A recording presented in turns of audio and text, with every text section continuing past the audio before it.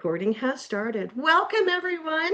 My name is Mary Byrnes, and I am lucky enough to be today's moderator of FASD and Employment Success and Across the Pond Collaboration. It is my honor and privilege to introduce a fantastic group of panelists today to share their experiences and suggestions on how to support those living with FASD in the area of employment. So to kick things off, we have the fabulous RJ Formanek replacing Maggie McHugh, who had a conflict today. RJ, I am grateful for you jumping in. RJ is an international expert and speaker on the topic of FASD. He is the founder of Flying with Broken Wings, and he is also the founder of an advocacy group that is recognized worldwide, known as Red Shoes Rock.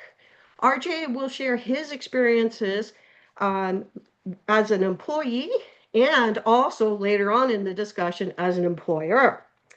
I'm also delighted to bring to you today Jane. Jane Pickersgill is a dedicated parental advocate, a trustee, and an FASD support network founder with decades of experience in this field. And she's coming to us from a caregiver's perspective on what she has seen works and maybe doesn't work quite so well. Additionally, we have Andrew Keeping. Andrew is an acclaimed classical guitarist, educator, and also the CEO of an FASD charity that champions neurodiversity in the arts. Additionally, I am delighted to introduce everyone to Velma Eyre. She is an employment and discrimination lawyer, a founder of the FASD Legal Hub, and an expert on neurodiversity in the workplace. And if we're lucky, we will have one final panelist join us as well. Her name is Nyrene Cox. She is an amazing visual merchandiser for a large UK retail chain, otherwise known as M&S. She's going to tell us a little bit about her fabulous work experiences and maybe not so fabulous work experiences. And we're going to talk collaboratively about what works and what doesn't. So we're going to give Nyrene just a moment to come in and catch her breath. And that way everyone can see her beautiful face. Welcome, Nyrene. If you'd like to turn on your camera and your unmute yourself, that would be fabulous. We literally just introduced you. Great timing. Hello, I'm so sorry. I was running late from work and I've just got in the door, literally. It is not a problem. We're delighted to have you with us. Take a moment, get a tea, and join us. We're just kicking things off with introductions, okay? Oh, fantastic. Can I go and grab my cup of tea? Absolutely. Yes, ma'am. All right, give me 10 seconds. So I'm quite excited with the panelists that we have here today because we all have different experiences in the workforce and in supporting those that we love living with FASD. So what I'd like to do is kick things off with a conversation around what it's like to be an employee living with FASD. And we're also going to touch in on the flip side of things about being an employer.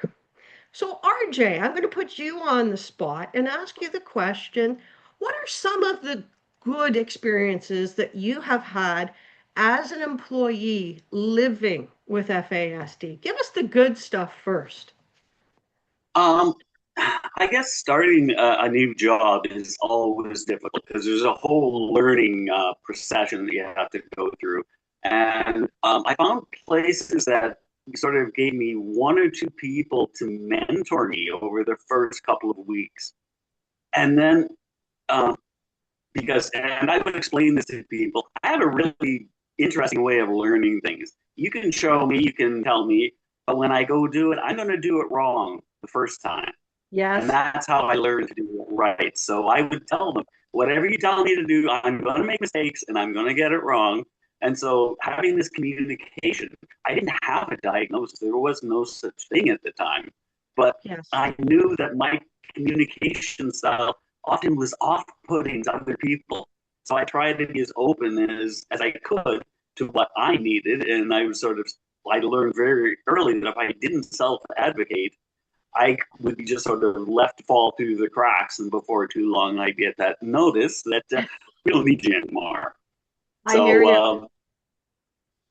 Fostering communication with whoever is mentoring me. And I had situations where I couldn't establish that relationship. And that was extremely difficult. At that point, sometimes I would end up talking to management and getting someone different to work with. Because sometimes people just don't mesh. And it's not always me. So yes, that communication was key for me. So I think that's an interesting insight that I'm so glad we come right out of the gate strongly with. What I'm hearing you say, RJ, is that we aren't necessarily the issue when it comes to being successfully employed. Sometimes the people that are supporting us at the workplace might be the ones with the greater challenges to overcome. And that if you're not an open, strong, collaborative communicator with those of us living with FASD, it can be a little bit of a challenge for everyone to be successful. Would you agree? Absolutely, absolutely. Yeah. Nyrene, what's your experience from a positive side of things? We were delighted to introduce you just before you joined us as a so sorry I'm late. That's okay, as a fabulously talented visual merchandiser. What do you think has worked well for you being an employee living with FASD? What things have gone well? Well, it's so bizarre because the last time I spoke to you, well, we were planning this meeting, and I was very unsure with approaching my company, Marks and Spencers, of like being involved with this. I was invited last Monday to head office because it's neurodiversion month of March. Yes. And as a company as big as they are, they wanted to get some colleagues that were obviously struggling and they knew to give them their story. So obviously I will send you over my link because it's a whole hour and they've only just released it today to the company. And I was so shocked. I was like, oh my God, they only chose me out of all of our stores. So first thing I said when I was introduced was, thank you for inviting me as an adult with fetal alcohol syndrome disorder. And obviously sitting under the umbrella of ADHD, autism, as all the others that come with it. I said it's very difficult to hold down not only a full-time job and a family and still be successful within this company nearly 10 years on. I said that's very unheard of. I said, and it does reflect of the support network. If you have very good fundamental support network, I said, now I have really good managers that understand me and my way of my learning and not to overload me, give me simple, not like one thing at a time. If you come at me with, can you do this within 10 minutes, I'm just gonna, it's too much for me. I mean, I came back to work on Wednesday because I had Tuesday day off last week. And then by Friday, I had to go home because I had such a bad migraine. I didn't realise it had dominoed. It actually affected me because I was concentrating so much on what I was trying to say and how I was portrayed by people viewing it. I was over analysing what I was saying, and I didn't realise until after. But it is, I would say, absolutely very important to have a good work relationship with management. In my first few years, I never had that. I had management that would just push me. I worked in a cafe for 18 months and that was so hard for me because the sensory overload. They wanted to push me to quit, and at that point I wasn't diagnosed, so I was thinking, what is going on, and I was still trying to find my direction of FASD and the support network. But then obviously lucky enough I had a manager that brought me into women's wear where I am now. Unfortunately, I did come out of visual a year ago. I was bullied by a fellow colleague who didn't understand me, who didn't like my over friendliness and asking questions. I'm going to ask questions if I don't know something. And if you might have answered me something, I will forget unless I wrote it down on my little yellow post-it note. I will forget. So I might re-ask. And she didn't understand it. She didn't like it. And it was really hard for me. And it was very difficult. So I had to step away literally a year ago, February, to the position I absolutely loved. I'd done it for 5 years to create that beautiful shopping experience of dressing a mannequin and a window, what our shoppers come in and see. And it was so sad for me, but I had to do it for my own, not only my mental well-being, but my own health, Yes. because I needed to stay in a job and I wanted to fulfill that for our other young adults and young teens that wanted to see someone like them succeed in a workplace, to say, okay, there is challenges, there's always going to be challenges. Yes. And it's one of those obstacles that we have to step back and say, okay, yes, I love that job, but it doesn't mean it's never going to come back to me. It means Yes. that I need to be in a safe bit that's good for me, and my health. So I work with a fantastic team of women's wear, and yes, I still miss that element of dressing the women's mannequins, but I'm happier, and that's what's most important, because my husband was so worried about me before. He was like, "You're not Yes. sleeping, my medication's not working." So absolutely, it always comes down to the crunch of good management, having someone that understands fetal alcohol, not just Yes. autism, ADHD, not but my But you are neurological, particular. because I Yeah. always explain to myself there's more of us than there is of Yes. people with All autism. the I said, other because so many neurodivergent. people don't realize. Yes. Absolutely, so many people don't realize they've got it. I Yeah. said, and I'm a example, because I was in my late 40s. I said, and that is shocking. I said, but the year I'm Yes. born was when it came out, like, this is clearly an issue. We've given women Guinness, so appropriate being St. Patrick's Day as well. My Yes. parents were Irish. Um, Giving them Guinness as an iron substitute sort of thing. And Yeah. as much as my mum still drinks, my mum's an alcoholic. I would Yeah. never turn around and say to her now, she's Yes. 85, and it's like my sisters know, my family knows, Yeah. but I'm comfortable as I am now, in my work. Sorry, I So rambled on. I do apologise. oh no, not at all, Nyrene, because you shared a lot of really, really important points. And I think Absolutely. if I heard you correctly, there's a couple of resounding messages and facts that come together exactly in alignment with what RJ was saying. And that's, we are able people and we have fabulous Absolutely. skills and talents. You just might need to slow down a bit to give us the information of the tasks you want us to do. I think I heard both you and RJ Absolutely. say that. And I also heard that if you're allowed to share your gifts and skills and talents, in your case, visual merchandising, Mm. that it's rewarding work. It's work that Oh, makes you happy. And so lovely. we Yes, spend a lot of time working. We spend more time working than we do anything else. So that's right. it's nice to know that you did have a good experience.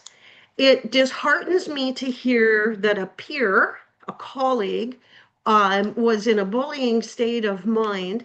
But what I take away from it, Nyrene, is that you had the strength of conviction and the courage to communicate with management that a change needed to be made.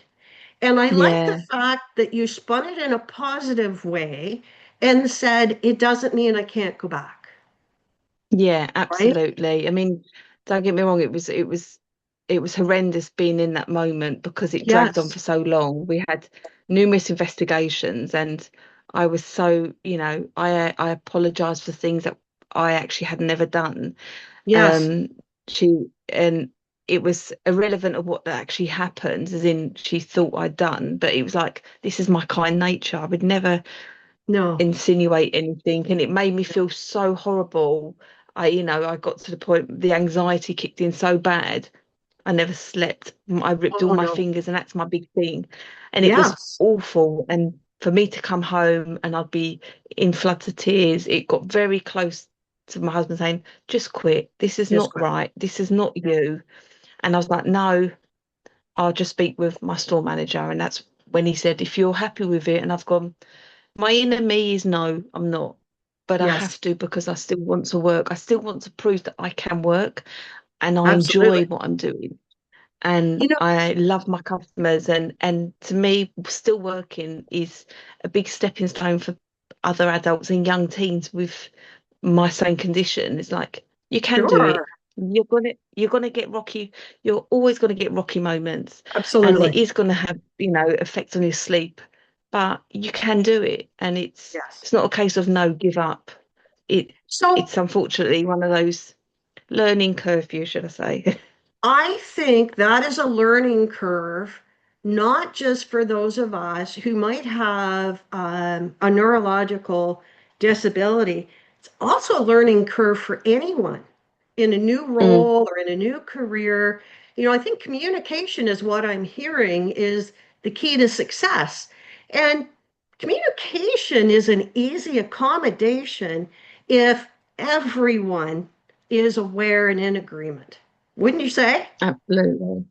Right. RJ, would you say that where you've had difficulties in the workplace is when that communication failed? Oh, absolutely. I thrive on connections. Yes. And if I don't have that connection or I feel a negative energy directed my way, that affects me in a huge way because Yes. then I become defensive. And when you're Yes. defensive, you don't learn, you No. don't grow, you can't express feelings or like I worked in television news and I was a camera guy. We called ourselves news photographers at the time. Um, because you had to have like a film degree and you had to know cinematography because we were basically director, producer, shooter, and editor of our pieces. So we had to know all of this stuff. But that takes a long time to learn. You go Yes. through school, you do the book stuff, you do a couple of projects, but it's working in the field that's so important.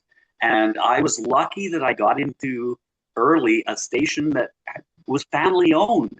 So Yes. managers had been there for 30 or 40 years, and it was a family type of um, arrangement. And that included the employees. So Amazing. that to me was so important in helping me grow as a photographer, editor, shooter, and later as a video reporter because Sure. they were supportive, understanding. They knew I was different. Like there's never been a question, and I've never tried to hide it. I'm the weirdest guy here. There's no doubt about it. And people accepted that for what it Yes. was. So I was very lucky. And Nyrene, I think I heard the same thing from you. One of the reasons that you've been so successful at such a large retailer is the fact that you're very likable, your skills are in demand, and that the management supported those skills. Would you agree? I They would, yeah, recognized and supported. definitely. Yeah. I That's, think it's that creative side that a lot of us have, whether it be like RJ was saying, the photography, filming aspects. We're all quite creative in our own ways, and we yes, we thrive on them creative things, whether it be gaming, computers, clothing, pottery, flowers, anything like that. We sort of shine towards them sort of things, and we do yes, as FASD adults. We love all yes. that, and yeah, I'm I not agree afraid with to express that. I agree with you. I want to bring in Jane, who is our caregiver to her twin sons. Jane, can you tell me a little bit with what we're hearing from from Nyrene and from RJ? Would you agree as a caregiver from your perspective that your son's stories are somewhat similar, or are there differences that you'd like to talk to us about? And Yes, I would I would say that it was definitely I could relate and echo those experiences. We've had both good and bad experiences. My son initially went to work for the NHS. Yes. And he kind of had a lady who interviewed him, who we explained to her about FASD. He was quite open. He likes to be open about the fact that he does have FASD. And so she asked him kind of, well, how does that affect you, and what struggles will you have? He said something along the lines of that he would need things repeating, Yes. that he would need things to be kind of set out so that he could understand that maybe he'd like them repeating, and that he would like kind of guidance, and maybe he'd ask more questions than somebody who wasn't neurodiverse. Okay. And she was fine with that. She was absolutely fine.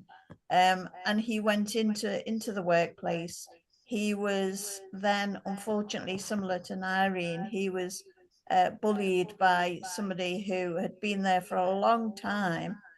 And so consequently, he went to see his manager, Yes. who phoned me at home, and we had a really good conversation about what he was going to do about this situation, and that he was going to have a word with her, and then he was going to talk to Lucas and talk to him about the fact that that wasn't acceptable under any Yes. circumstances, and how he was going to be his go-to person, trusted go-to person, if and when anything like that occurred again, which was really helpful.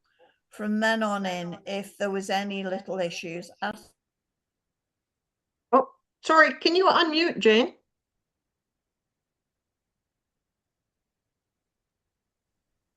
yep, there you go. There we go. From there on in, he was very much involved, and really supported him well, and that Okay. created a really good work environment for him. My other son works in a Chinese restaurant as a kitchen porter, and at first there was, if he got very overwhelmed. It's a Chinese restaurant, and they're very much of the ilk that they need things to be good work ethics, Yes. and punctuality is very, very important to them, and reliability is very important to them. And he absolutely thrives because he can do that. He can be punctual. Yes. He can be reliable. He turns up when he needs to, and when he's asked to, he fills in extra shifts. Amazing. And the fact that it's repetitive work, but that suits him because that fits his profile, and okay. He thrives on that. He very much thrives on that situation, whereby it's a repetitive nature of the work, but that suits him because he knows what's going to happen, and there's no curveballs being thrown in his direction. And Jane, that is so very typical for many of us living with FASD. We prefer what we like to say Groundhog Day every day, just because that consistency reduces our anxiety. And like you say, the curveballs, when they don't come at us, we just do a better job. Just that simple. Yeah.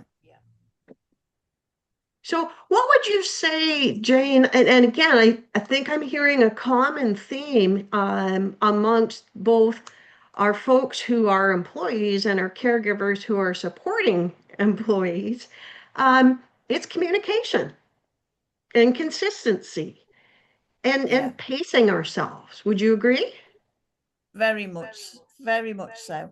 I think it's really difficult because my sons are 23, Yes. and they went into employment around the 20 age group, Okay. and they went into that, and at that point you don't, an employer wouldn't expect you to have that nurture and wouldn't expect to have that kind of communication and advocacy from a caregiver.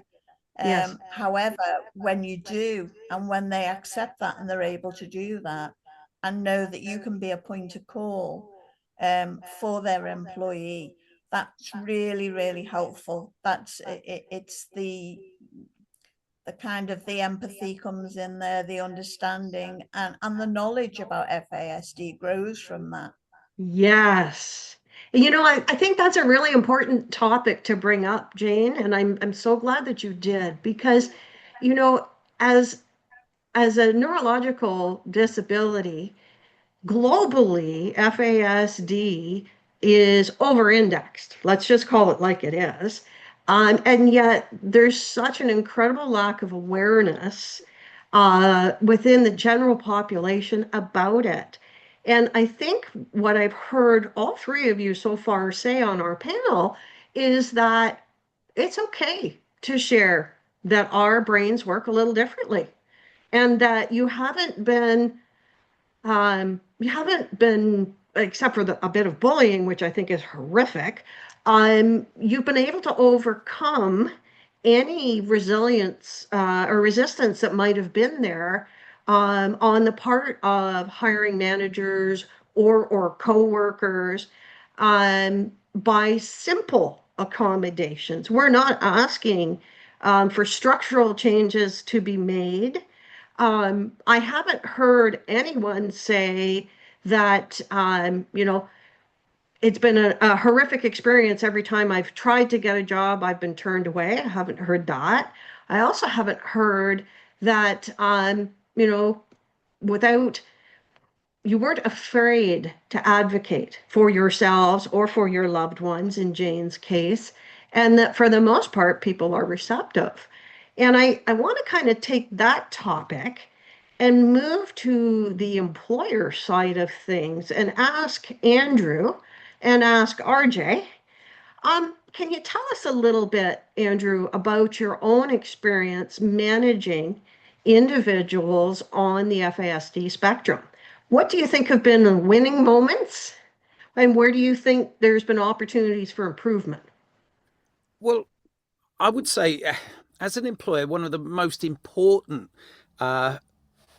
parts of being an employer in any situation with any workforce is understanding your workforce, understanding the strengths and weaknesses. That makes a good manager. That makes a good owner of a business. And I think it's important for any employee to let their situation come through in interview in the first place. So, for example, I make a point of trying to understand, as we all understand, neurodiversity is such a huge spectrum. And we always say, don't we? We say that when you meet one person with a neurodiverse condition, you just meet the one person. We can say it with FASD, we can say it with anything. But the important thing is, when you come to understand, when you understand the challenges that each individual faces, and there's an honesty there, and believe me, one of the things I have experienced is that FASD individuals are incredibly honest. They're people pleasers. Everyone. That's why you're so lovable, Nyrene and RJ. It's because an employer wants somebody that actually has that quality, that strength, and you're going to be able to utilize them in the best possible position. But it's really, really key for that employer to understand, what does it mean to be neurodiverse? What does it mean to have fetal alcohol spectrum disorders? What's the difference there? What puts you aside from others? So one of the things I always work with, and this is where we've used Maggie May in the past as well, when we've introduced Maggie May to skilling and upskilling people into understanding what the executive functions, how the executive functions affect an FASD brain. Because when you do that, any employer, when they understand what the differences are, they're going to have a greater understanding and an empathy. The moment you have empathy, That's when you've got people both working together Absolutely. on site. You understand the strengths, you understand the weaknesses, and any decent employer is going to work towards the strengths of that individual. Yes. And we have so many strengths. So, many of the benefits that I come across are loyalty. Number one, yes. Loyalty, great hands-on strengths. So, for example, we've all spoken about the creativity, and in my Yes. field of working within the music industry, I've come across some incredible musicians that have the huge strength. They will never perform to a wide public audience. That's not their thing. That's They okay. wouldn't want to do that, and I wouldn't put them in that position. But I tell you what, if I needed somebody to do a bass part for Yes. a backing track I'm working on, they can work in their environment, in their studio, in the privacy of their space, and I can give them that space and that guidance of what I'm looking for. When we both are on the same page, it's brilliant. It works absolutely well. But I know I'm going to get that work back. Yes. I know I'm going to get the delivery at the right time. And I think that's anything about an employer. That's the most important part. Would you agree, Andrew? I like the fact that you called out that we are loyal. We are not Absolutely. looking for the next job while we're working with you, are we? We That's are it. committed. Longevity. I think any employer is looking for somebody they can trust, and is Yes. looking at longevity in that role, because I also think one of the great strengths of being a manager or being an employer is that using the strengths of having somebody mentor. I Yes. use it when I've been an educator in school environments. I've frequently used in ensemble and group sessions to have an older Yes. student who's always been, gone through the ranks, and had been that little kid at the beginning, is now one of the seniors and is taking one of the younger ones under their wings. And I would probably choose who that person would be, because I could judge quite well who's going to benefit from that. And Yes. the same thing transfers into the workplace. And one of the great things, I bet you, Nyrene, if she had somebody coming in through, younger person coming in, an apprentice, would take them under the wings and show them absolutely methodically. Those are the sort of strengths that I'm looking for. I know as well that if RJ was going to be trying to tell somebody, right, okay, let's look at the basic operation of a camera, and you've got a young apprentice coming in, look, you would be methodical in your approach, but sympathetic as well, because that's something that is a strength that you have. You have an empathy. Yes. What we have to understand, and I think, we can't sugarcoat it. The great challenges are around memory. Yes. And when we work with memory, we have to have resources and strategies in place to be able to support that. We heard earlier with Nyrene talking about her notebook. Absolutely. Yes. I have my notebook. I have my iPad color-coded, cross them off during the course of the day. If I don't cross off a list by the end of the day, I haven't done very well in that day. Yes. So I know my weaknesses and my strengths, and it's so important to be able to understand that in others and see that they have their resources and strategies in place to be able to support them. Yes, absolutely. RJ, would you agree with what you're hearing from Andrew? That it is about leveraging those loyal skills and the empathy that we bring to our daily work. What do you think as a manager now, RJ?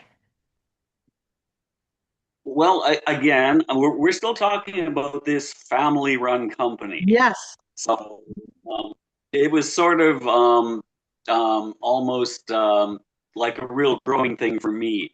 But the qualities that they saw in me that you're talking about, that honesty, that loyalty, the communication skills, those all factored into my becoming the manager of a department of 7 full-time and 6 part-time occasional employees.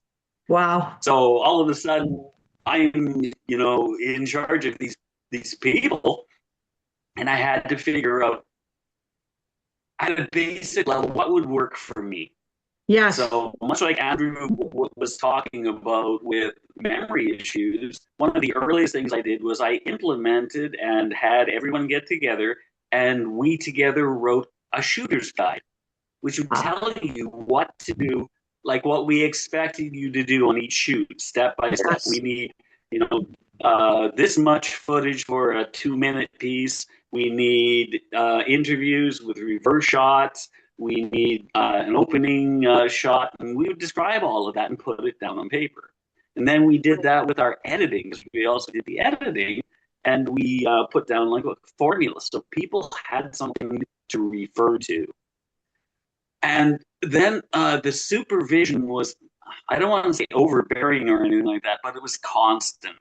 Yes. Always checking in on people. With my occasional workers who only worked on Sundays, I would come in on Sunday afternoons and, do my busy work, but I would just be there and talk to them and, let them feel part of the greater department. And that was very important, because a lot of these people would then get part-time and then maybe full-time. So it's that sort of organic bringing everyone together that is very important. The communications and the listening. Yes. This the late 1980s, and I had an applicant who identified as being on the autism spectrum. Now, that was very new to be hiring someone at that point with any sort of neurodivergence. And I did get a little bit of blowback from my managers, because, they have to make money and everything. They were worried about that. But all I did was I listened to them and I asked him, okay, what would make this work for you? And what he needed didn't sound like it was going to cost us anything or any time or anything. It was just a different way of doing things. So we were, in my department, we established easy two-way communication. The only time there wasn't two-way communication was when RJ showed up in a suit. Then everybody knew somebody was in trouble. It was usually me having to go to meetings, but we developed this camaraderie where we were all in it together. So it was sort of like we weren't like part of a collective. Individually, we were each working on our individual skills, and some guys were better at this, and some girls were better at this. But we were able to put it all together. Yeah. So it sounds like you were a team, right?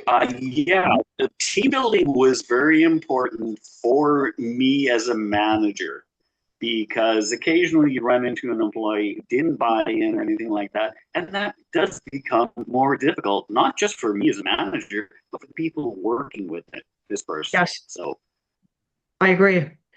I think those of us living with any type of neurodiversity, we do struggle with fitting in, but when we feel supported and we have the trust of our managers and our coworkers, there really isn't anything we can't do. And when we feel like we're actually a valued team member, then the sky is the limit. Would you agree, RJ and Nyrene? Have you felt that way as part of a team in an employment setting? It sounds like absolutely. I am there. Sorry. Oh, sorry. Even as a manager, if I notice someone was like starting to look a little bit late in the morning, I give them a call. I'm not going to let them fall into a mistake if I can be there to say, hey, by the way, did you forget something today? So that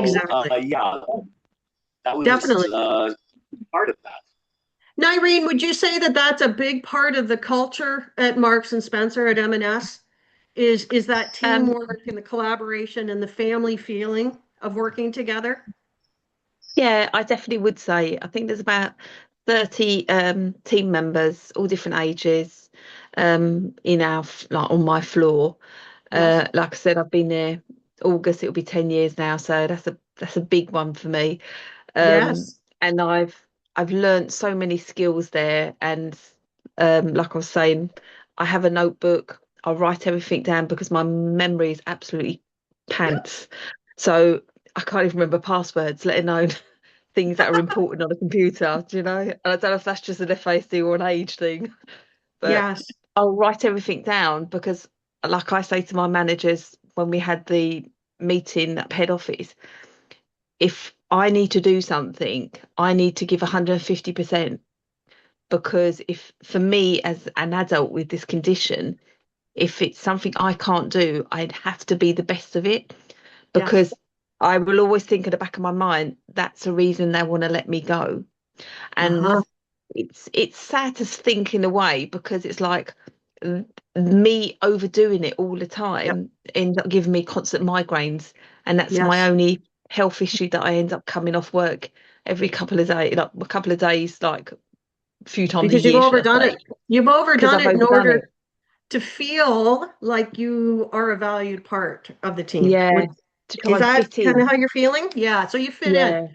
That's an interesting observation. RJ, have you ever felt that way, that you've had to give more than 100%, and definitely more than maybe your coworker, just to fit in?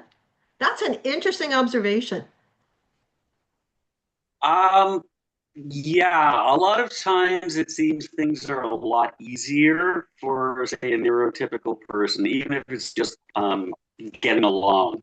But for me, lunch break, coffee breaks were the most stressful things. So I'd often end up going outside to be by myself rather than having to deal with the whole political thing and the whole social life. Yes, I can understand that. Would also, at the time, I didn't realize that also gave me time to reset from the morning or whatever it was, and just bring myself to a level where I could deal with it. So, yeah. Interesting. So, Andrew, I want to come to you in just a moment, but I want to ask Jane if her sons have experienced that, if they feel as though they've had to give more than their 100% to fit in. Yeah, definitely. Definitely. I think that it's difficult to fit in anyway, because socially they feel that they are different, and so they want to go that extra mile, and they really do want to succeed in their employment. Yes, it's important to them, is what I'm hearing. It is very important to them, not only to fit in, but more to be a valued member of a team, I think. Yes, that's a great way to put it. Thank you, Jane. Andrew, I know you had a thought, and I want to jump in and let you share it now, because I can tell you're busting a gut to say something. Thank you. Do you know what? It was when you were talking about giving your all. I think one of the things that, again, it's really important for any manager or employee to understand is masking skills. And the fact that we need to know how to ask the questions, because obviously masking is something that is become a lifelong skill that you've done and you've created it, and it is about you fitting into the workplace. Exactly. Andrew, can we take a moment and actually tell people what masking is, because it's a big piece of who those of us are on this spectrum. How would you define masking? Me? Yes. How would you define it? Masking it's where an individual would pick up a response or a comment to be able to fit in, and they'll only drop in a small suggestion so that it makes out like they understand and they know what everybody else is talking about.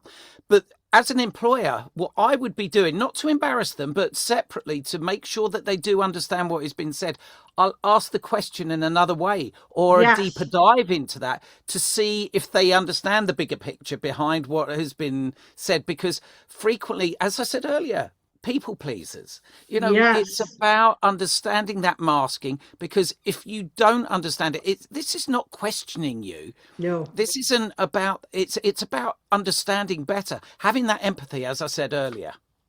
Yes, I couldn't agree more. I want to bring Velma in, because I want to ask Velma, this comment came up, and I think it's really interesting that one of our participants was talking about masking being potentially dangerous. And there's a point there, and I want to kind of address it, but I want you to put your lawyerly cap on, Velma, and tell us from a legal perspective, as an employer, what are the requirements for hiring an individual who may be neurodiverse? How far do they have to go in accommodating and supporting, or do they even have to? So let's start from the beginning, because first of all, there are legal obligations on employers generally for those who have generally. Get to that. But I just want to make the wider point, because it's been super interesting listening to it, because by complying with those legal obligations, you get the best from your employees. Bingo. RJ was saying, if you don't feel respected, if you don't feel heard, if you're not part of an organization, you become defensive. You can't grow. Yes. The legal obligations, it's very easy to think the legal obligations, the legal obligations. These are the important, but let's put them aside. It's a wider point than this. Yes. So we have something in the UK. So I'm an employment discrimination lawyer in the UK. So I specialize in employment law and equality law. And we have something called the Equality Act. The Equality Act is there to try and assist equality, inclusion, diversity. That's what it's there for. So if somebody has a disability, there are obligations on an employer.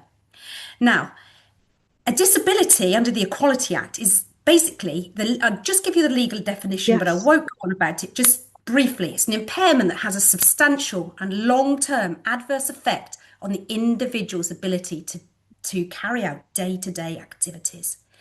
Now, what that means in layman's language is it's a very, very low bar. Most people, I would say, with FASD, and I've fought and defended hundreds and thousands of disability discrimination claims, they would fit within this definition. Many, many, many individuals have a disability who have FASD. They might not consider themselves disabled. They might not know that they are disabled. But in the law, they would meet that definition. What that means is that the employer has a duty towards that individual with FASD. The main one being, the main one is reasonable adjustments. And what is a reasonable adjustment? So I say that in the context of this conversation, because a reasonable adjustment is any change that an employer should put into place to reduce or help remove a disadvantage. So they could be vast. They could be so many different things. And it might be like it has come up a few times, having a mentor. Yes. It might be having a different work pattern. Yes. It might be having more predictability. And interestingly, Nyrene was talking about having a notepad and writing everything down. Yes. That might be a reasonable adjustment. Yes. So they're vast. They're often simple. They're often cheap. Yes. But the question always is, how do you know what reasonable adjustment to put in place? And this is the key. You have to talk to your employees. Yes. That's where it comes back to what you've all been saying. Communication. It's all about feeling accepted, feeling liked, and thriving on connections, like RJ said. Yes. To do that, you need to have those communications open, and you need to talk to your employees, and the employees, as far as they feel able, need to be able to talk to their employers, because they have these rights and they need to think about what adjustments might be put in place that might help me. Yes. Sometimes assumptions are made. That's when we get in trouble, isn't it? Why are assumptions such a terrible thing? I assume Mary can do X, Y, Z. What happens there? Yeah. So, sorry, say the question again. So what happens as an employer if I assume Mary is not promotable because of X, Y, Z, and I don't have that conversation with her? What do you think the problem is with that? Well, what happens on a practical level, aside from the legal level, is she Yep, becomes disengaged. Um, exactly. all those lovely things about individuals with FASD, all those huge qualities Yep, that we've come across, like being likable, being friendly, being honest, being loyal, being committed. yep, That's not what you're going to feel like. You're going to go exactly. the opposite direction. Absolutely. And of course, if Nyrene knows what her rights are, Yes, she will also understand that the employer has an obligation to put reasonable adjustments in place. And if they do yes. not, they are in breach of the equality legislation, and therefore she will have a claim in the Employment Tribunal for a breach of reasonable adjustments under the Equality Act. And it's a very low bar. Amazing. Thank you, Velma. I value having your expertise on the call today because sometimes we get distracted Mm, and we forget what the legal mm. requirements truly are. And if we step back, like you've shared, these are not things that are expensive. No. These are being compassionate and empathetic in the workplace. Wouldn't you agree? I would absolutely agree. Most of them are not. And also, in the UK, there's also organisations that you can go to get help for, to get advice about reasonable adjustments, and Really? also funding as well for that. Yes, yes, that's right. Wow. One thing I wanted to add as well that came up with both RJ and Yes. Nyrene, was that you had no diagnosis. And therefore, Yes. you're in the workplace with no diagnosis. And I do want to put the point out there that employers still have an obligation to make reasonable adjustments. Even if an employee does not have a diagnosis, you do not need to have a diagnosis to have a recognized disability under the Equality Act. Interesting. So even without a diagnosis, you're still required to accommodate people. Absolutely. If they So fit because they can still fit the definition of disability. interesting. So, if I'm an employer and I say I don't have time for this, really what I'm saying is the workplace accommodations I'm not willing to do for a neurodivergent person. It doesn't matter what the actual disability is. It means maybe that you're not willing to provide information in multiple formats, right? That's a Yeah. reasonable accommodation. Mm. What about giving employees extra processing time for when they're asked to answer a question or make a decision? That's a fairly straightforward accommodation, is it not? Yeah. And maybe allowing, we've heard a little bit about flexible start times and finish times. Yeah. Again, that's not unreasonable nor costly, would it be? No, absolutely. If Okay. the adjustment Yes, reduces or removes the disadvantage, so yes, thinking about what that disadvantage might be, it yep, might be that they struggled to get to work on time, or they struggled to yes. remember, or whatever that disadvantage might be, an adjustment removes or reduces the Okay, disadvantage. Okay. right. So it's often, my working memory isn't very good. That's a disadvantage. I can't remember what I'm doing, whereas somebody who isn't neurodiverse can. Yes, Okay. So what might reduce or remove that disadvantage? Being allowed a notepad to yes, write it down. yep. Or having the steps broken down into smaller steps instead of just stating Absolutely. what the task should be, Yeah, right? exactly. Yep. So, Breaking it down is a good one. Yeah. so again, when we go back to Nyrene's sharing with us about her notebook, so it's things that could cue us differently than just auditory. So it would be things like visual schedules or a checklist, Yeah. um, maybe even alternative forms of seating within the workplace, right?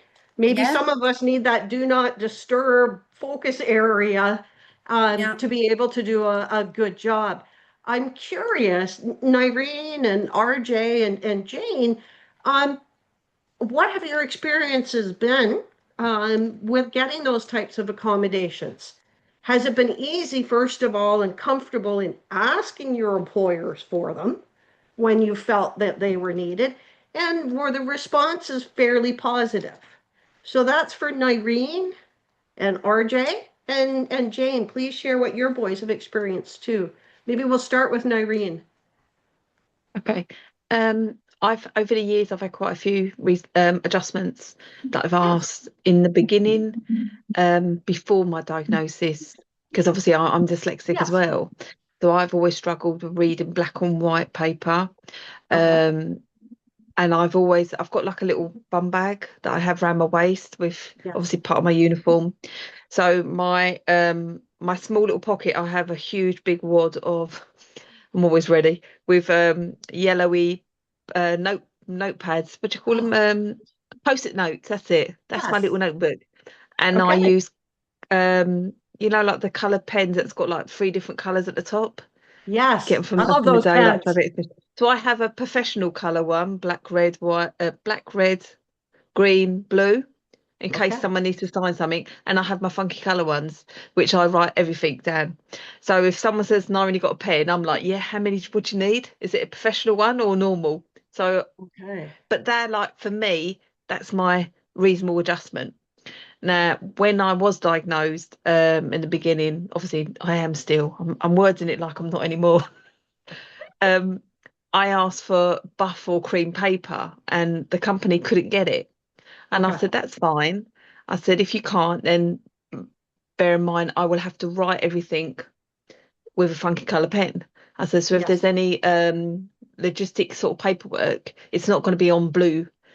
And I said, I have to put like a colour overlay over it just to make it easy for me to read. If it's like the professional stuff that I need to read, Yes. it So will like give an me a employee headache. And handbook. I think, yeah, and I think it was that point, that's when I started realizing, okay, this is starting to hurt my eyes, because if I'll be reading a module that I've got to do training on, and there's forever loads of training to do, isn't there? Yes. Always. It used to really hurt my eyes. So over the years, I've had obviously my colour overlays.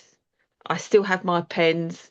My reasonable adjustments, which have been more helpful, is because I don't sleep well. I'm on melatonin, so my Okay. schedule is structure. I do an Perfect. 8-4. Now, even though I start work at 8 o'clock, do you know what time I get up in the morning? Tell us Quarter past if 4. you. Wow. So Wow. So you that's to need the give, time. I can see quite a few raised eyebrows. So that's enough time to give me a couple of 2 coffees, then I'm awake. Yes. I need to decompress and get ready, and then I've got enough time to iron my clothes, have my shower, get everything ready. I can't do wake up at 7, I'm out the door. I mean, I am literally 5 minutes down the road from work, but I have to give my body enough time to adjust. Yes. So yeah, Thank you that's for the sharing that. reasonable. Nyrene, That's thank you okay. for sharing that, because you know what? I don't think a lot of people realize that, again, we're just like neurotypical folks. Some are morning people and some are not.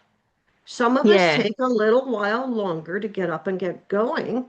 And yeah. there's nothing wrong with that, I mean, because, I'd say I'm a morning person, but yes, once you're up and I going, don't like to get up and run out the door. That I'm not, no. exactly. Yeah, that's too much pressure. Even, And no, nobody likes that feeling, right? absolutely. That Even on makes my day off, sense. I'm still awake early. I mean, I'm not surprised. Why am I not surprised? RJ, do you find that the accommodations, have you had a similar experience to Nyrene, that employers have been pretty good about it? It often depends on the industry. Yes. When I was working in a creative industry, like when I was in a band or when I worked on in television and a few other things like that, there was always that back and forth. But if you're working in a trade, Yes. that gets a lot more difficult because interpersonal relationships are way down, Yes. and it's just like you got to hammer the nail, you got to screw the screw kind of thing, and that's about it. And I always had a hard time with that because I would identify and see things that need to be done. I would do them, and I would get in trouble with my workers because I was setting a bad example. Because then next time they would have to go and do that. So I added more work for other people. So that whole understanding of I want to do the best, the quickest. Let's get this done. And the people who want to spread it out over 8 hours never got along. No, you're going to be button heads. Also, what Nyrene was talking about, I automatically add 2 hours early to any start time that I have. I need 2 hours. I like to look at it like an old computer, since I'm an old guy. And it starts up slowly and programs start building. And it sometimes takes a while for that old computer to get fully online. And for me, that's 2 hours, probably about 4 coffees or 3 now. I'm trying to cut down. Good job. And all the other stuff that Nyrene was talking about.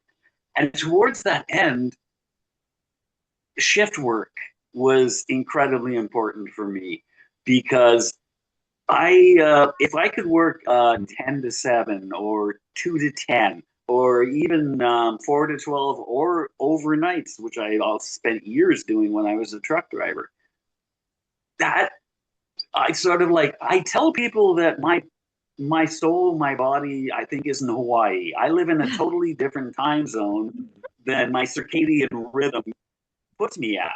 Yes. So I'm a few hours different than my body is in reality.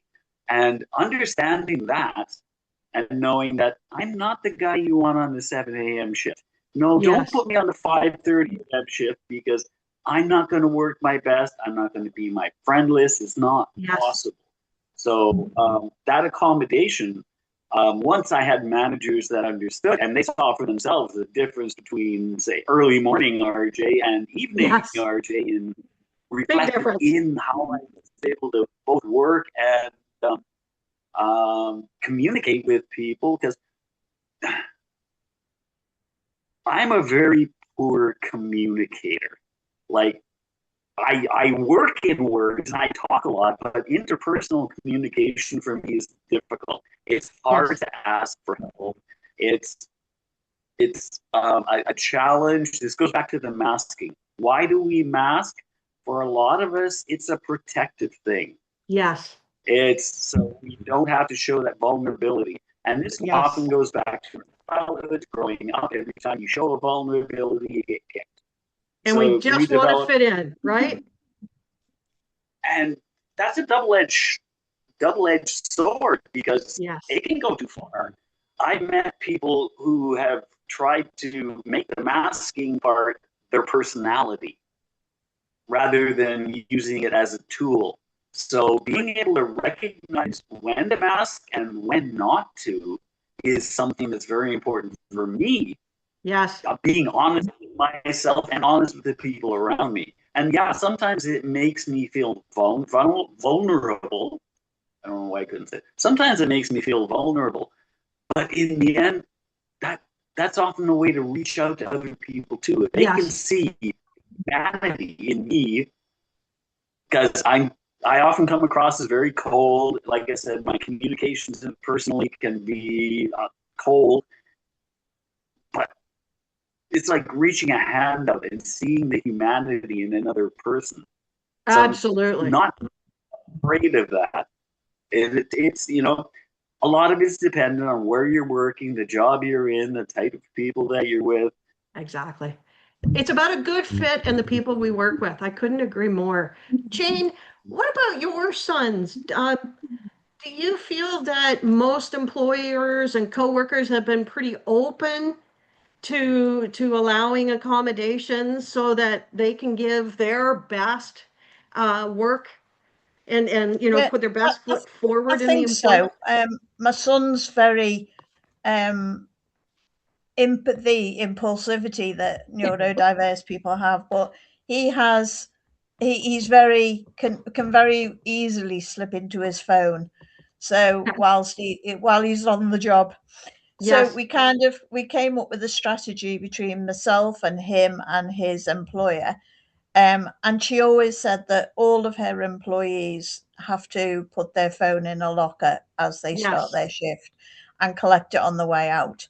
But he actually volunteered for her to take his phone when he came into work, put it in her pocket, and then there was no temptation to go off to the locker. to That's retrieve that. clever. And that really works for him, and Yeah. she's happy with it, and he's really happy that the temptation's been taken out of reach, and that really works for him. My other son, he likes for things to be written down on a list, so if he's got a series of tasks that day, then he'll ask the employer to write out that list of what she wants him to do, but quite detailed, because it can easily be misconstrued. Quite detailed as to what she wants him to do. Again, broken down into small pieces.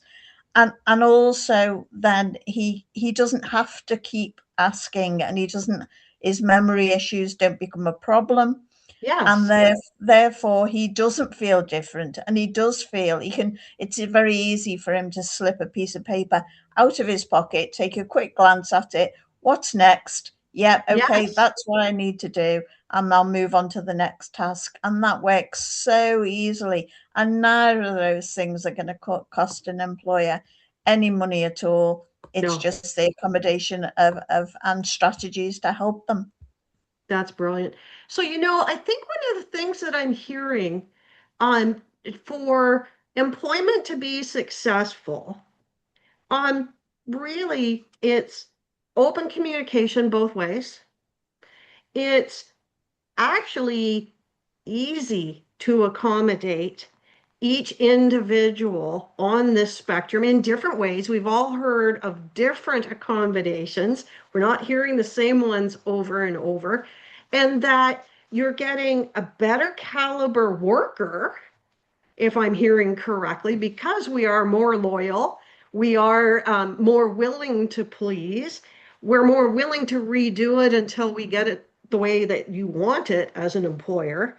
I'm hearing that we're much more willing to stay long term, and we're not looking out for the next job immediately after getting hired in this one. And I'm hearing that this is not big dollars to have an incredibly high performing business with valued employees who just also happen to be neurodiverse. Andrew, have I missed something, or have I got that wrong? Because it almost sounds too easy. No, you've you've hit the nail right on the head. I think one of the other things that we have to see is that the employment structure has changed since lockdown. There's so many more hybrid meetings, and that lends itself so well to so many neurodiverse individuals. They don't have to go into a busy workplace, have to go through the stress. We know what many FASD children have to struggle with in the school and transitioning through from one class to the next.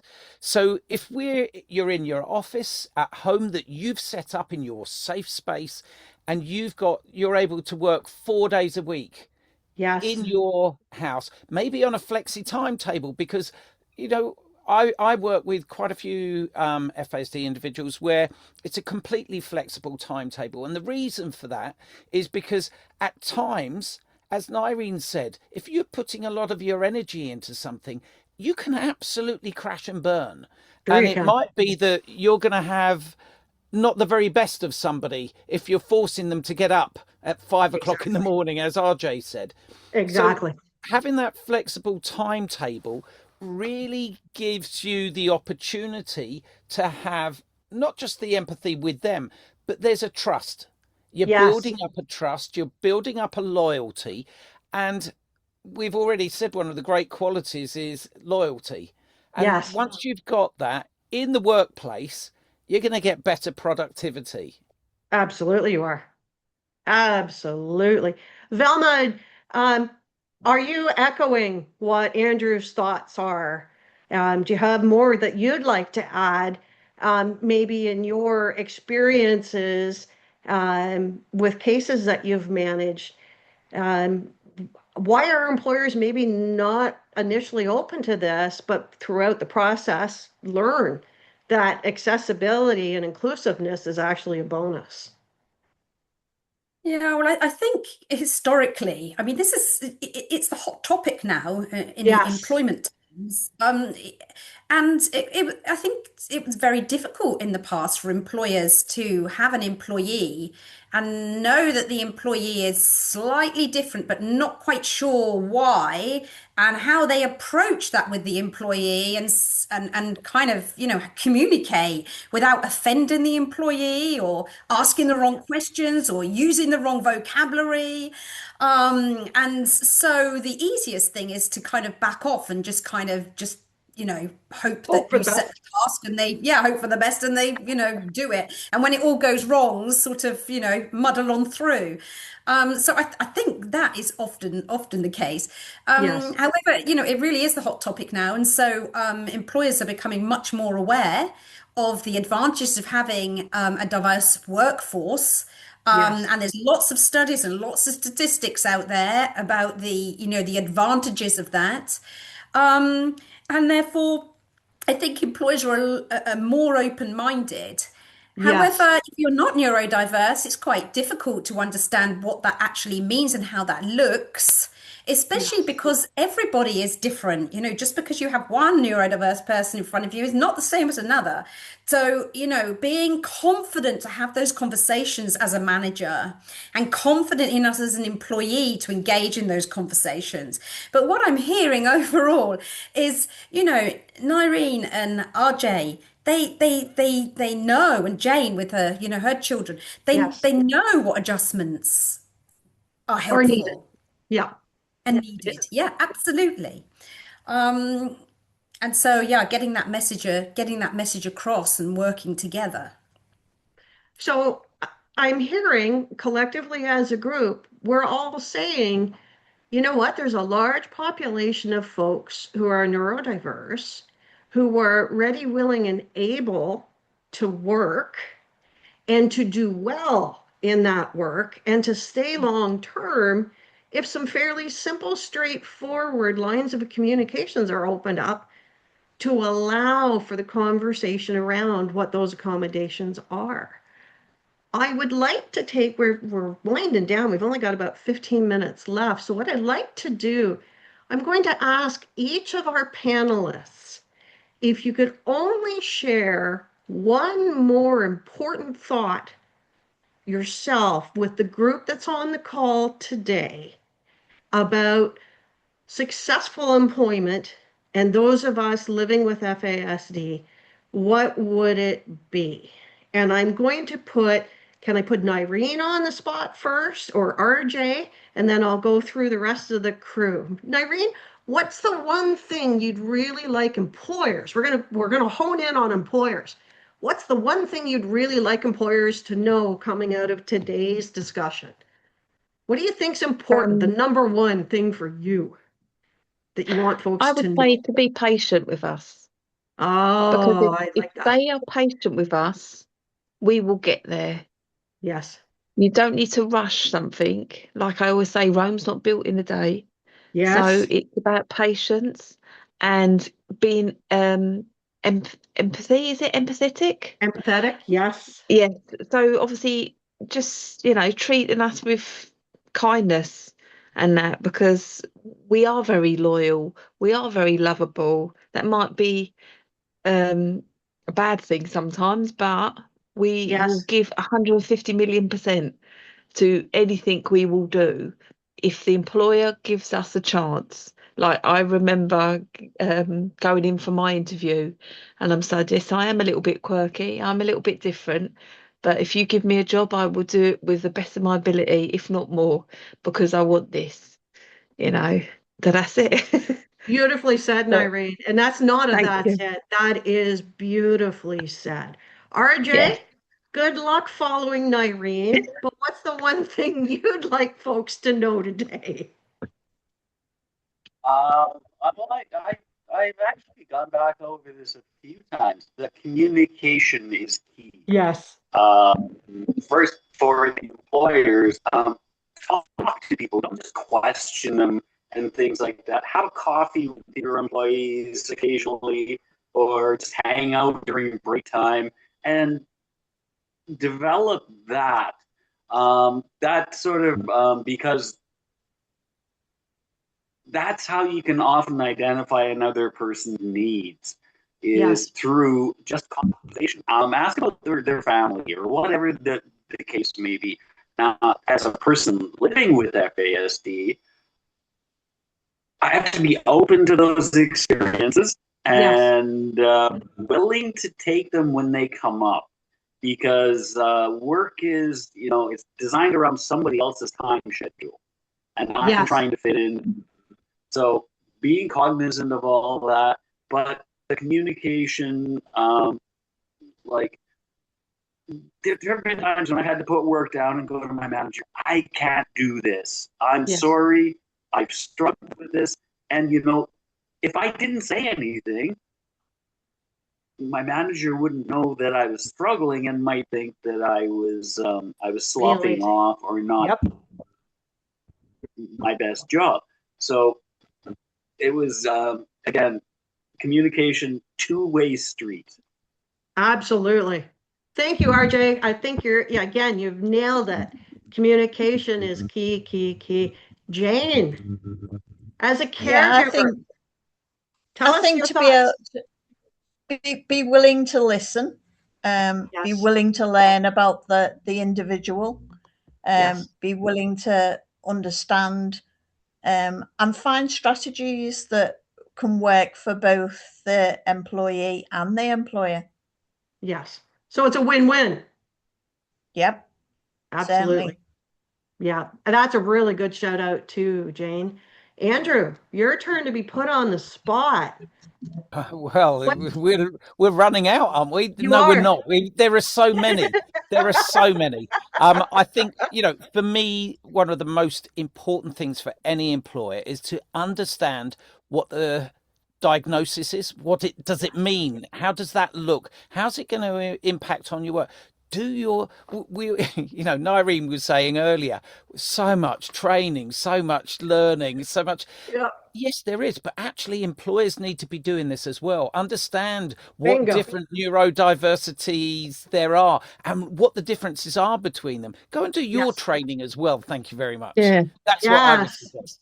100%, Andrew. Training is not just on the employee side, it's on both sides in order for everyone to be successful and productive.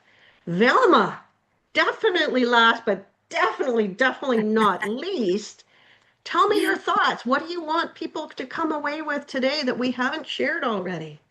So employers, if you want to protect your organization legally, if you want to get the best out of all your employees, be curious. That's my advice. I love that. Why is it not working? Why is Tom doing that? Why are they not doing this? Be curious. Ask the questions. Be open-minded. And then listen.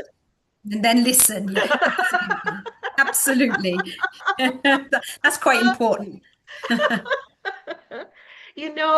We've had a really powerful, engaging conversation today. I want to thank each and every panelist.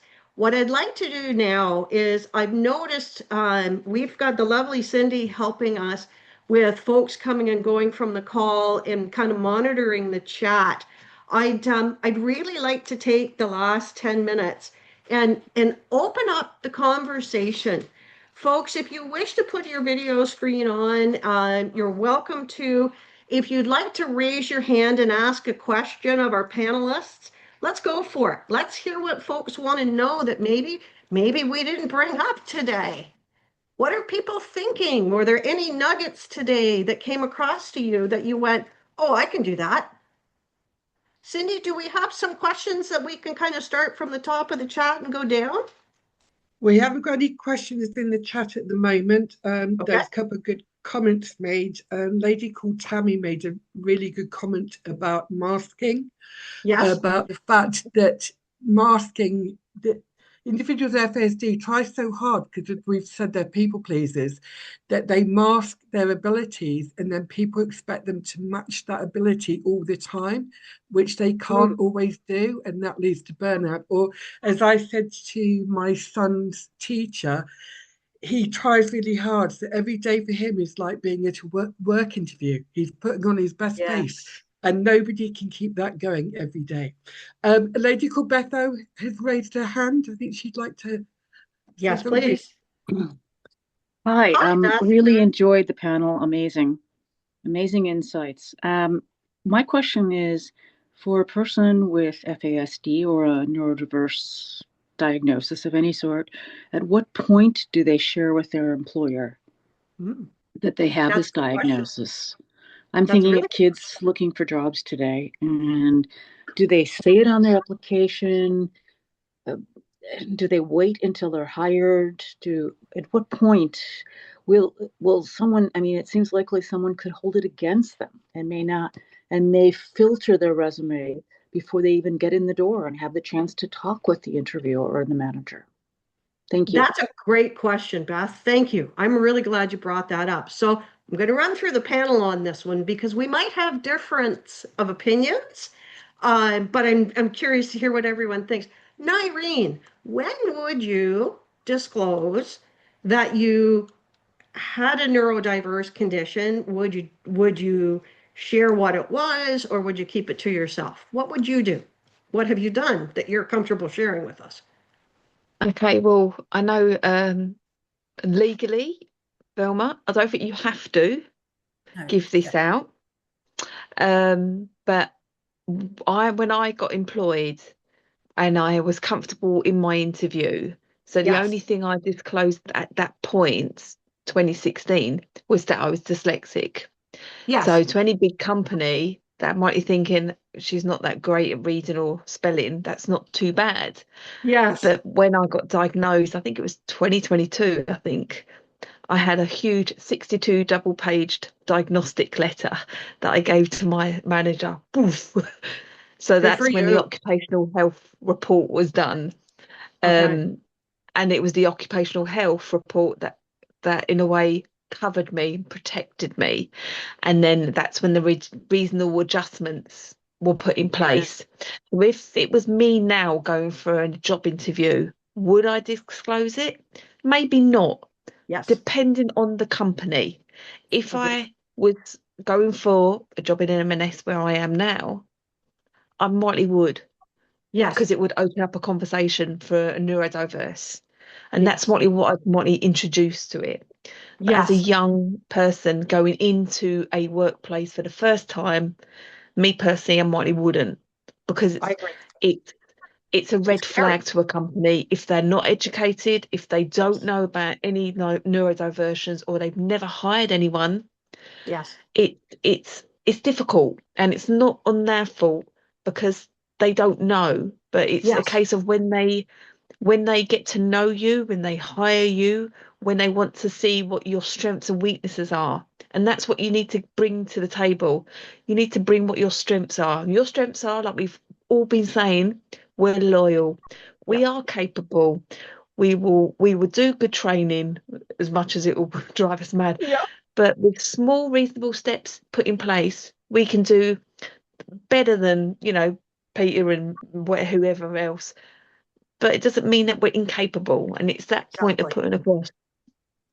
I agree with rambled you. a bit there. No, not at all. No, they were important points to call out. RJ, would you like to add to that? Would you, when and would you share your diagnosis? At an interview, after you're hired, before you're hired? A lot of my experience was through the 70s, 80s, and 90s. And FASD was not understood, and generally what people didn't understand about it was highly negative. Yes. So don't think at that time I would have. But later, as more understanding has grown or something,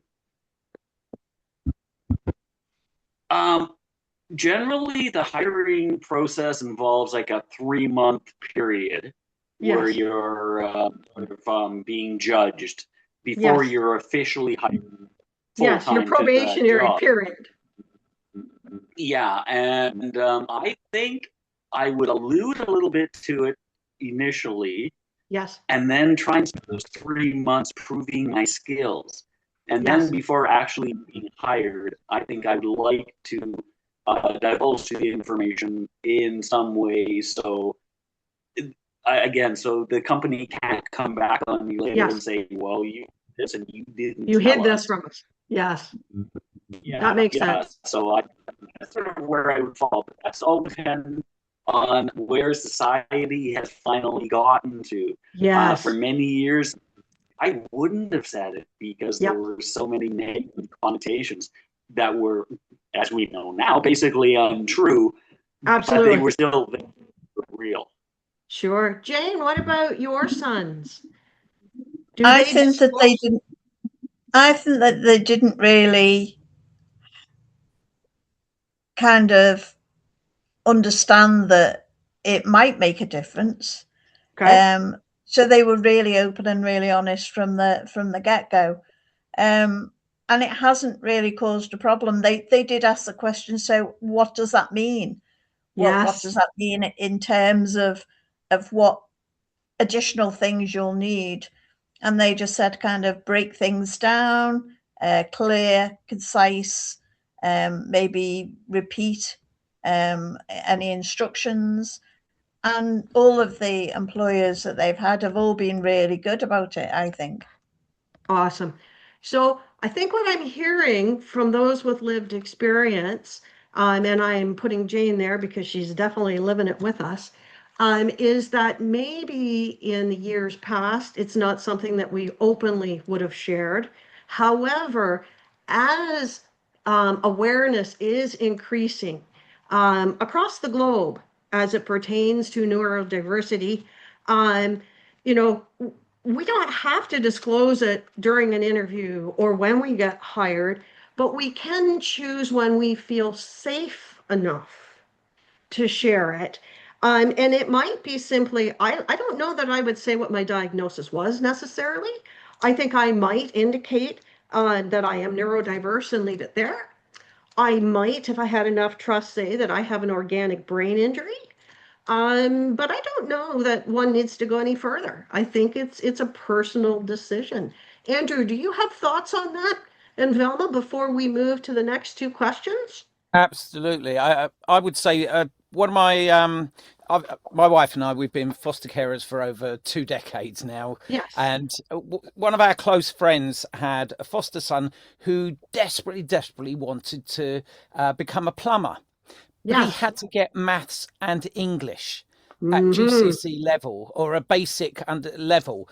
And he got his English, but he could never get his maths, and he couldn't get past a certain level, which it was, he's a hands-on person. He would be brilliant apprentice, but he didn't get that qualification. And he went to this one job and he'd spent so many years working up to this and was so frustrated. He went into this one job and it was a company that were building hoists for disabled people within the NHS in the UK. And he went to this interview. He said, look, I'm going to put my cards on the table straight. He's a proper geezer, you know, and he spoke like this. He said, look, I'm going to put it straight. I have a real problem passing tests. I'm rubbish with maths, but I'll tell you what, I overcompensate. I work harder than anybody else in that room because I've got to make it count.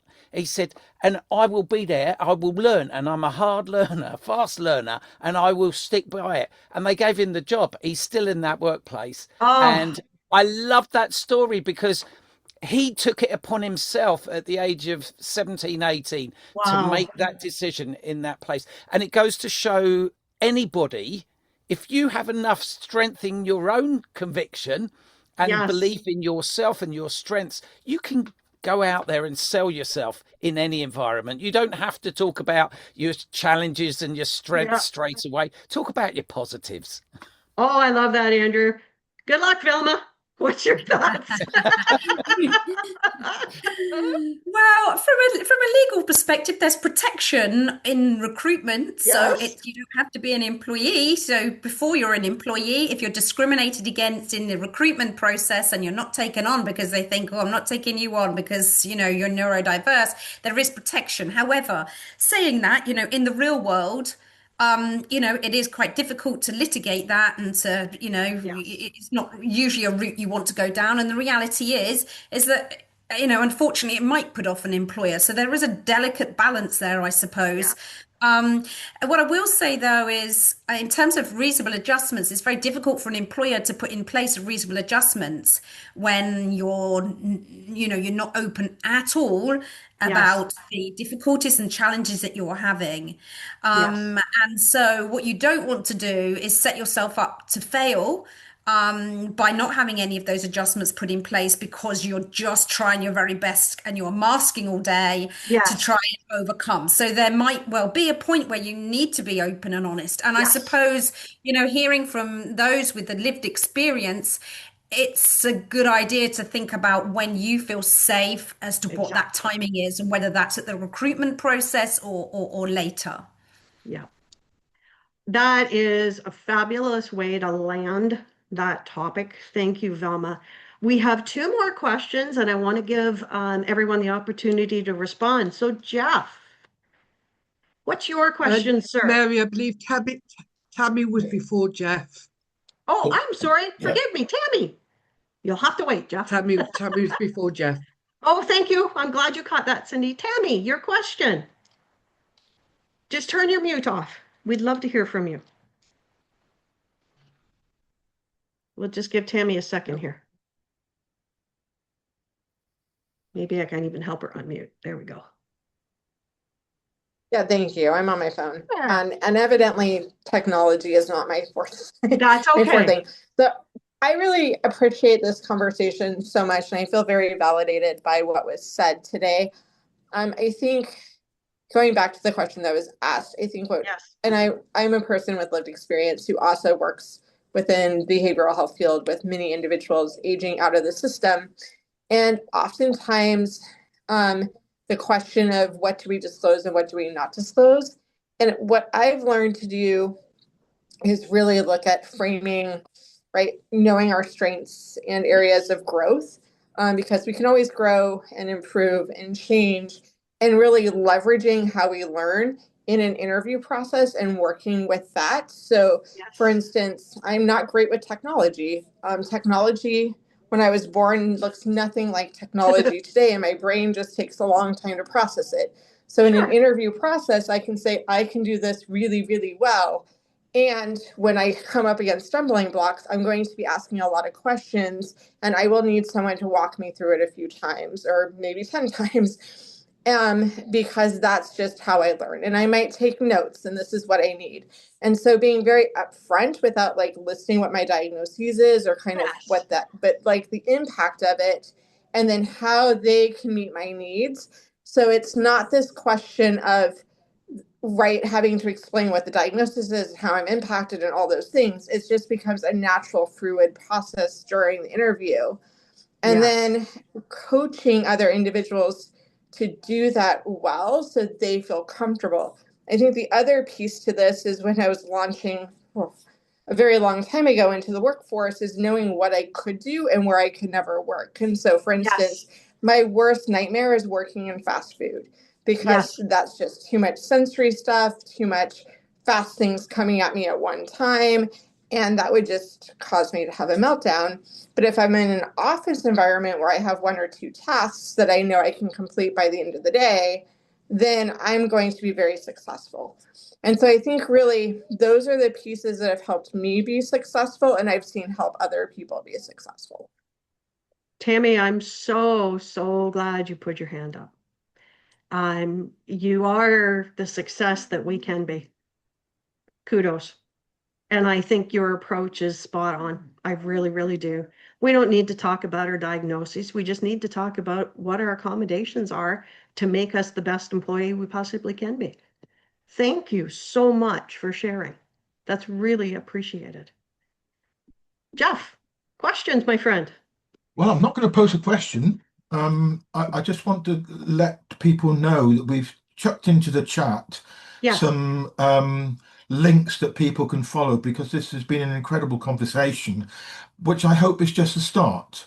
It's a first for Neurodiversity Celebration Week. Yay! To have FASD on the the platform, and I noticed I don't know whether Rebecca works for Lexic or Neurodiversity Celebration, but she's put a link in to a Discord group where I presume that enables this kind of conversation to continue on that platform. But there are plenty of links in there. And my takeaway from this is it's not rocket science. We've been talking for an hour and a half about good employment practice. Doesn't matter whether you're neurodiverse, neurotypical, or come from the other side of the moon. This is what works. That's what works. But the last thing to mention, there is another question from Lisa. Yes. Which is about transitions, and transitions are so big with FASD. But this is post-secondary students. Yes. Transitioning from academics into meaningful employment. Now, I think that might be, I don't know how long we've got, but that might be quite a big question to answer. Yes. So do we have a link for anybody in this, whether they're employers or that we can carry on the conversation with? And I don't know the answer to that. So here's what I propose we do. And I'll ask maybe Cindy, if you don't mind, harrisonshope.ca and info@harrisonshope.ca. If you've got questions like that doozy about transitioning out of post-secondary or secondary into employment, that is a whole nother conversation that I could bring this panel group back for. We could switch up and put some other folks in it too. But just by show of hand, panelists, is that something you'd come back and have a repeat connection over to talk about? Because it's a big one. Just like transitioning from elementary school to high school and into adulthood, transitioning into employment is a big change. I know right now that my 16-year-old son doesn't think it's a big deal if he misses school. And when we try to share with him that this is practice for when he goes to work, it's hard for him to understand and grasp that. And that's reasonable. However, there are, just like there are basic accommodations that every employer can make to allow every type of employee to be successful, I truly believe, and again, show of hands from the panelists, that if we make a strong transition plan with the individual so that we know that they're moving into employment that they will be successful at, and we share what the transition plan looks like from a timing perspective and an expectations of one another, that transitioning into employment for anyone with any neurodiverse condition can be successful. Show of hands from the panelists. Would you agree with that statement? Yes, I'm seeing nodding heads and hands. So I will take that on as a follow-up. I would love to offer that up as a future topic, and we will not wait for next Neurodiversity Celebration Week to set that up. It would be my absolute pleasure. So Lisa, thank you for putting that one out on the table, because I think we could probably have an hour or 90-minute conversation on that. We have run a little bit over time, but I think this has been time well spent. Again, I want to thank my panelists for giving us their expertise and time today. I truly believe it's been enlightening and supportive, and we're just beyond delighted to have you join us today. So Nyrene, we thank you from scrambling home from work. RJ, we're so grateful you could jump in and help us out. Jane, I don't know what we would do without our amazing caregivers, so thank you for representing. Andrew, I hope and I wish that more employers would have the mindset that you have. And Velma, I don't know what I'd do or who I'd ask to have the expertise in the room when an employer maybe doesn't quite know what the obligations are.